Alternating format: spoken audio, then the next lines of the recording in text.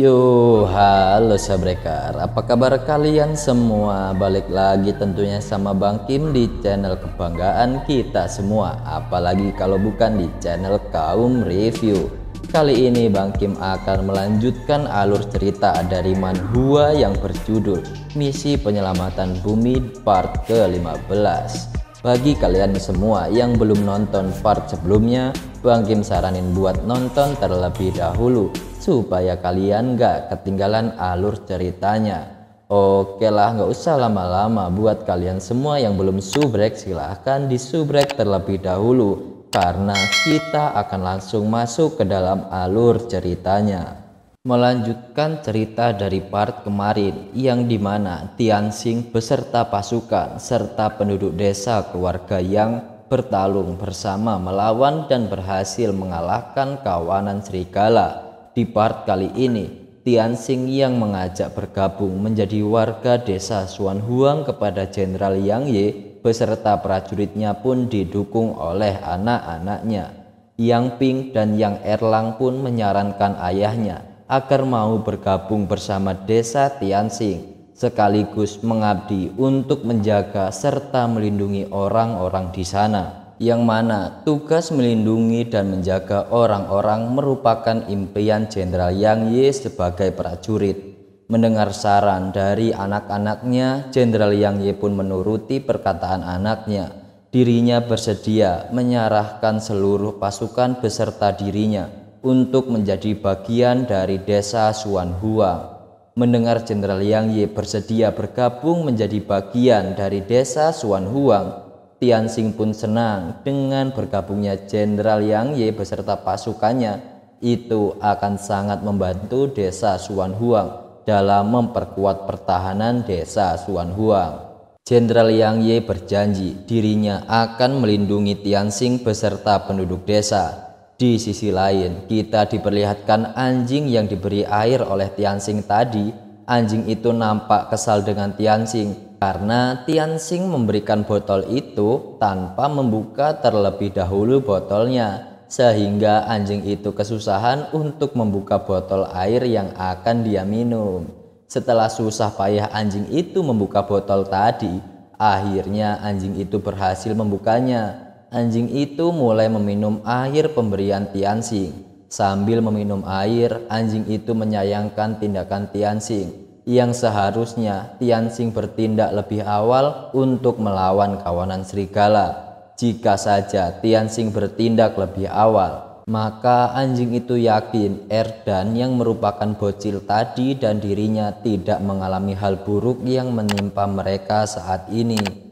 Dengan kondisi tergeletak tak berdaya dan mencoba meminum air, anjing itu masih saja mengeluh dengan rasa air yang ia minum. Walaupun anjing tadi tidak begitu percaya dengan air pemberian Tianxing yang dapat menyembuhkan luka, tiba-tiba anjing itu terbangun dan terkejut menyadari dirinya mampu mengucapkan bahasa manusia.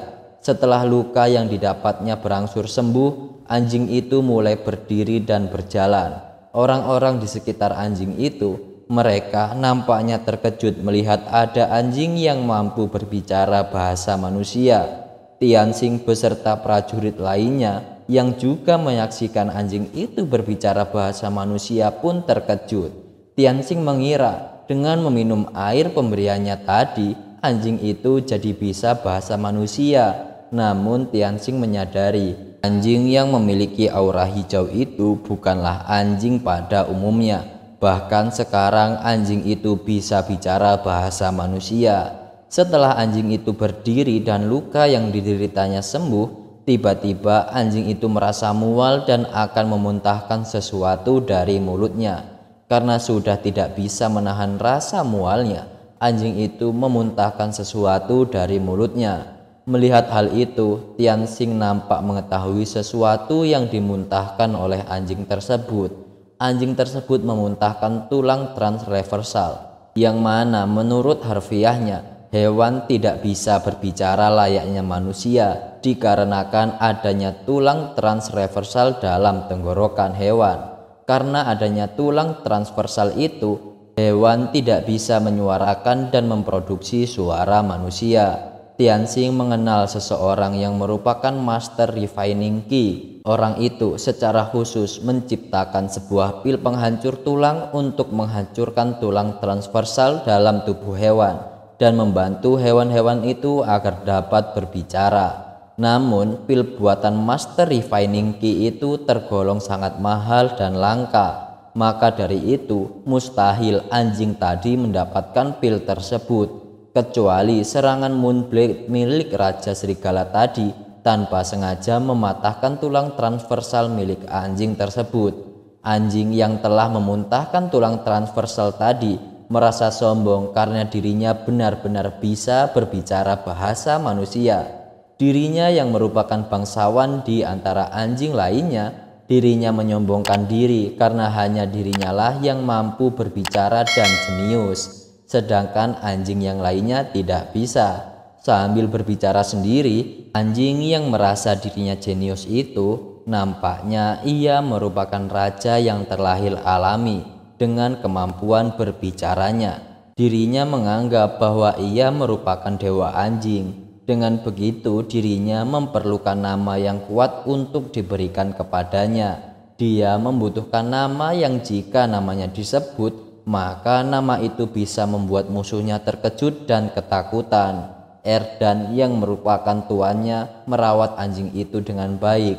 Erdan pernah memberi nama pada anjing yang merupakan keturunan dari bangsawan itu dengan nama yang terdengar lemah, yaitu si hijau kecil. Namun anjing itu masih tidak mau menerima nama pemberian Erdan. Anjing itu memikirkan beberapa nama yang menurutnya bagus untuk digunakan. Setelah berbagai macam nama ia pikirkan, anjing itu berhasil menemukan nama yang cocok untuk ia gunakan. Anjing itu memutuskan namanya sekarang adalah Raja Hijau. Orang-orang nampak heran melihat anjing itu berbicara bahasa manusia sambil gak jelas ngomong sendiri.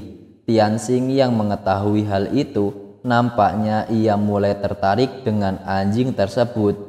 Menyadari Tianxing ada di belakangnya, anjing itu menyapa Tianxing dan mulai mengajak bicara. Anjing yang mengetahui Tianxing telah berhasil mengalahkan Raja Serigala dan memberi air ajaib pun memperkenalkan diri, dan ia tidak akan melupakan kebaikan Tianxing pada dirinya. Lalu anjing itu malah jadi banyak bicara setelah berhasil mengucapkan bahasa manusia. Anjing itu berniat membalas budi atas kebaikan Tianxing kepadanya. Namun anjing itu bingung harus membalasnya menggunakan apa.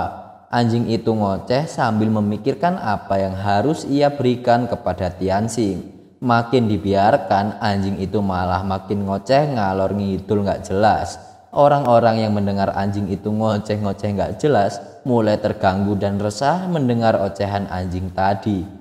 Tianxing yang juga tidak tahan mendengar ocehan anjing itu, ia pun segera mengambil tindakan menggunakan yin yang chain miliknya. Tianxing mengikat mulut anjing itu supaya anjing itu berhenti berbicara, serta menyuruh anjing itu untuk tetap diam dan jangan berisik. Akhirnya kegaduhan yang dibuat oleh anjing itu pun berhasil Tianxing redam. Mengingat kondisi lelah akibat pertempuran melawan kawanan serigala dan perlu stamina dalam perjalanan, Tianxing menyarankan Jenderal Yang Ye untuk makan terlebih dahulu daging serigala tadi sebelum menuju desa Xuanhuang. Kemudian Tianxing yang masih memiliki sisa air ajaibnya, ia memberikan air itu pada Yang Ping dan Yang Erlang untuk dibagikan ke warga desa yang terluka. Di lokasi lain yang jauh, namun masih terdapat di pulau yang sama dengan desa Xuanhuang, terdapat sebuah desa klan spesial pastoral. Desa itu nampak dijaga ketat oleh para prajurit desa itu, serta terdapat banyak para tahanan yang terkurung di penjara desa spesial pastoral.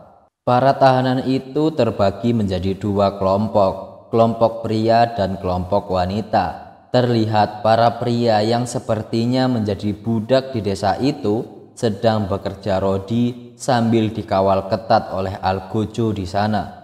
Para tawanan di desa itu semuanya diperlakukan layaknya domba berkaki dua. istilah domba berkaki dua ini merupakan istilah yang muncul dari sejarah Tiongkok, di mana manusia, terutama wanita, diperlakukan seperti binatang peliharaan yang digunakan sebagai pelampiasan atau makanan oleh prajurit. Tentang fakta atau bukan mengenai sejarah istilah domba berkaki dua itu sampai saat ini masih belum bisa dipastikan kebenarannya. Terlihat beberapa prajurit sedang membawa paksa wanita itu menuju barak. Wanita-wanita itu berteriak meminta ampunan agar dirinya tidak disiksa oleh mereka. Namun itu sepertinya menjadi permintaan yang percuma, karena tetap saja mereka dibawa ke dalam barak tersebut. Wanita-wanita itu pun disiksa hingga mati.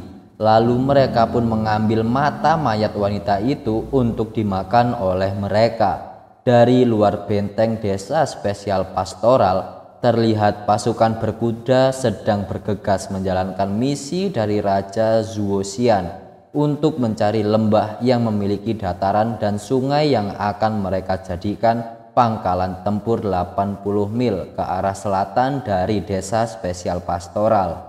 Ternyata seseorang yang merupakan pimpinan dari desa itu telah mengetahui keberadaan lokasi yang sedang ia incar menggunakan bantuan cermin ajaib yang telah ia miliki. Raja Zuo itu telah mendapatkan laporan dari salah satu anak buahnya mengenai ogre yang ternyata telah bekerja sama dengannya berhasil dikalahkan oleh seseorang. Seseorang yang memakai topeng tulang kambing itu menjawab bahwa laporan itu benar adanya. Dirinya mengetahui informasi itu dari salah satu mata-mata yang telah ia kirim ke dalam sela-sela kerumunan ogre. Orang yang memakai topeng kambing bertanduk itu ternyata dukun dari klan spesial pastoral bernama Dolor. Dolor menjelaskan lagi pada orang itu bahwa para ogre itu dikalahkan hanya dengan satu orang saja. Mendengar informasi dari Dolor, orang itu pun terheran dengan kemampuan Tianxing yang mampu membunuh para ogre sendirian. Lalu orang itu menanyakan keberadaan mata-mata yang telah dikirim Dolor.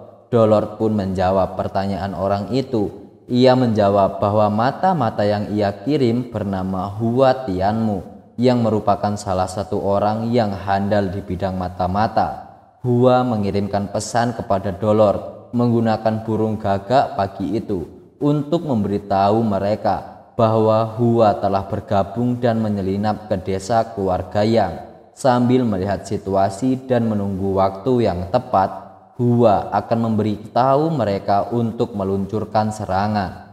Mendengar informasi yang bagus untuk klan mereka, orang itu merasa senang dan mengatakan jika rencana itu benar-benar terjadi, maka Raja Zuoxian, Liu Bao, pasti akan bisa mendirikan dinasti terhebat dan orang-orang yang mengganggunya akan ia jadikan budak. Ternyata orang itu bernama Liu Bao, seorang kaisar dari klan spesial pastoral. Xin pun berpindah ke lokasi desa keluarga Yang. Terlihat Tianxing dan Yang Ping sedang menikmati daging serigala sambil beristirahat mengisi tenaga sehabis bertempur. Namun di belakang mereka terlihat seseorang yang sedang memperhatikan mereka berdua. Ternyata seseorang yang sedang memperhatikan Tianxing dan Yang Ping tadi adalah Hua Tianmu, yang merupakan mata-mata utusan dari klan spesial pastoral. Awalnya ia hanya dikirim ke desa ogre untuk bertukar barang. Namun setelah dirinya sampai ke desa ogre, ia menemukan para ogre telah terbunuh oleh seseorang yang bernama Tianxing. Sebagai mata-mata yang handal agar berguna bagi klan spesial pastoral, Hua memutuskan menyamar menjadi tahanan ogre yang telah diselamatkan oleh Tianxing, serta memasuki desa keluarga Yang dengan tujuan agar dirinya dapat memahami latar belakang desa keluarga Yang. Namun di sepanjang jalan mengikuti Tianxing menuju desa keluarga Yang, Tianxing tidak berkata sepatah kata pun. Lalu tiba-tiba Tianxing berkata bahwa dirinya akan pergi mencari orang-orang di sekitar hutan. Hua yang merasa ini bukan waktu yang tepat untuk menyerang, dirinya sedikit menahan rencana jahatnya untuk menyerang desa. Kemudian sesampainya di desa keluarga Yang, Hua melihat ada banyak orang yang nantinya akan mereka jadikan domba berkaki dua terdapat di desa keluarga Yang. Jumlah domba berkaki dua dan para wanita di klan mereka akan bertambah banyak ketika klan spesial pastoral mengalahkan desa tersebut. Kemudian Hua juga telah mengetahui bahwa Tianxing memiliki pavilion yang berisi naskah-naskah berharga di desa Suan Huang. Dengan adanya naskah-naskah itu serta merampasnya, klan spesial pastoral akan cuan besar. Semua orang yang sedang bermigrasi menuju desa Suan Huang pun beristirahat sejenak di sekitar hutan. Setelah selesai istirahat, Tianxing menunjukkan kepada mereka semua jalan yang telah ia buat saat menuju desa keluarga Yang. Tianxing menjelaskan mereka semua akan sampai ke desa Suan Huang dengan mengikuti bekas tebangan pohon yang dibuat oleh Tianxing. Di dalam perjalanan nanti, mungkin saja ada binatang buas yang datang menyerang. Namun Tianxing mengatakan bahwa semua tidak perlu khawatir karena Tianxing beserta para prajurit keluarga Yang akan melindungi mereka semua. Tanpa membuang-buang waktu, mereka semua melanjutkan perjalanan menuju desa Suan Huang. Anjing hijau yang ikut dibawa menuju desa Suan Huang nampaknya masih kesal dengan Tianxing karena tadi Tianxing telah mengikat mulut anjing itu menggunakan rantainya. Kali ini dibuat jengkel lagi oleh Tianxing karena dirinya hanya diberi sebatang tulang sebagai makan saat beristirahat tadi. Padahal anjing itu juga menginginkan daging serigala yang merupakan bekal dari desa keluarga Yang. Sesuai dugaan, di perjalanan menuju desa Suan Huang, mereka bertemu hewan-hewan buas yang menyerang mereka. Namun sesuai janji Tianxing dan kawan-kawan melindungi warga secara bersama-sama. Alhasil, mereka semua dapat melakukan perjalanan dengan selamat. Tianxing yang mengetahui tujuan mereka telah sampai. Tianxing pun menunjukkan desanya. Orang-orang dari desa keluarga Yang pun terkejut dan terheran-heran melihat desa Suan Huang memiliki pagar kayu yang sangat tinggi. Seingat Tianxing, pagar itu sebelumnya tidak terlalu tinggi.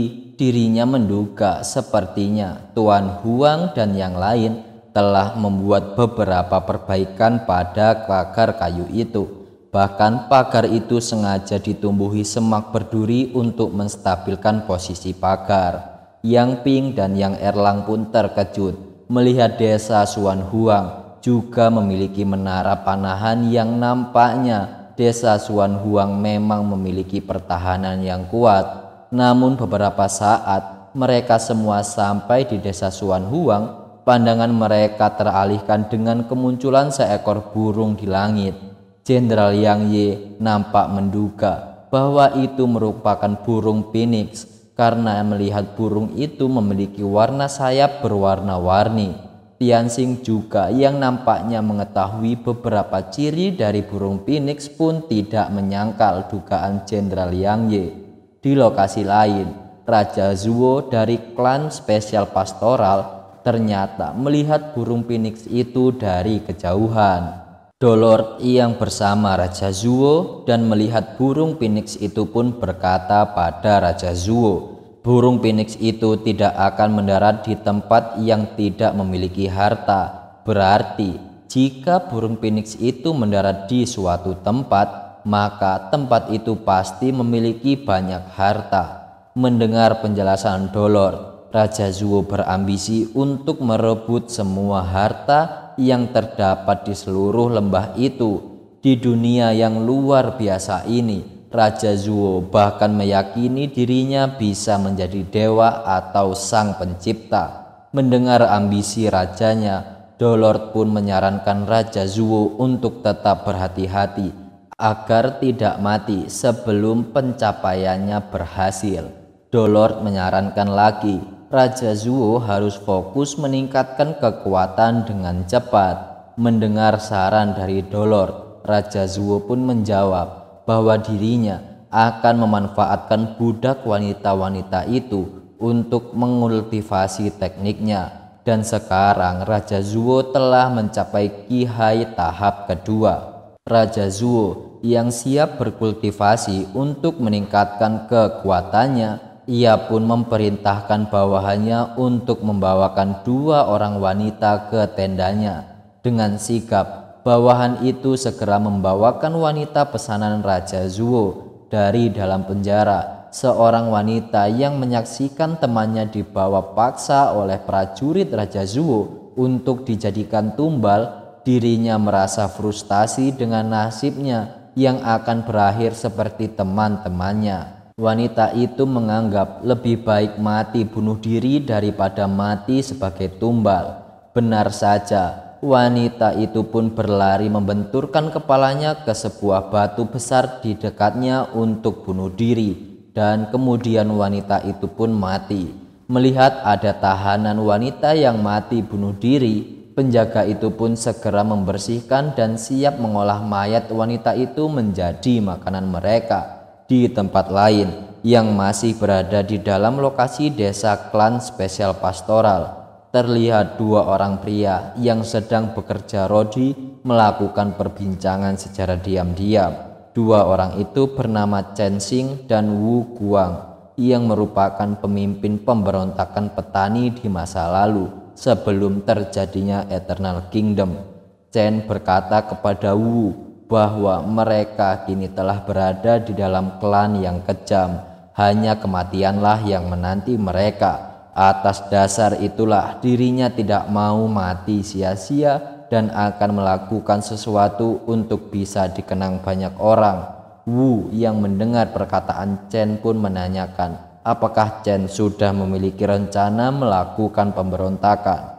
Dengan banyaknya jumlah prajurit klan spesial pastoral serta memiliki banyak kuda, itu akan menyulitkan mereka berdua untuk kabur dari klan tersebut.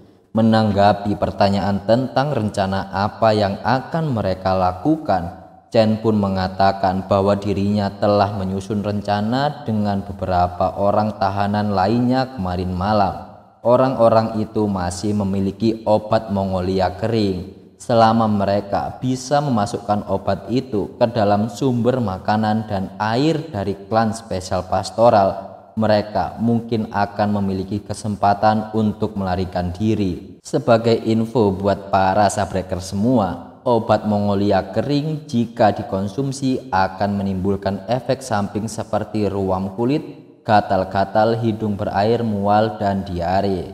Oke lah, lanjut. Mendengar rencana Chen, Wu pun bersedia menjadi penanggung jawab untuk berkomunikasi dengan orang-orang yang memiliki obat Mongolia kering dan mengumpulkan orang-orang itu untuk menyerang balik klan spesial pastoral. Karena Wu mengetahui ada banyak orang yang tidak senang dengan keadaan yang mereka alami saat ini. Wu yakin orang-orang itu pasti setuju dan mau melakukan rencana dari Chen. Lalu akhirnya part ke-15 pun sampai sini dulu nih sabreker.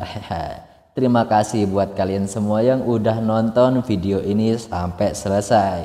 Terima kasih juga Bang Kim sampaikan buat kalian semua yang selalu setia dengan kami di channel Kaum Review.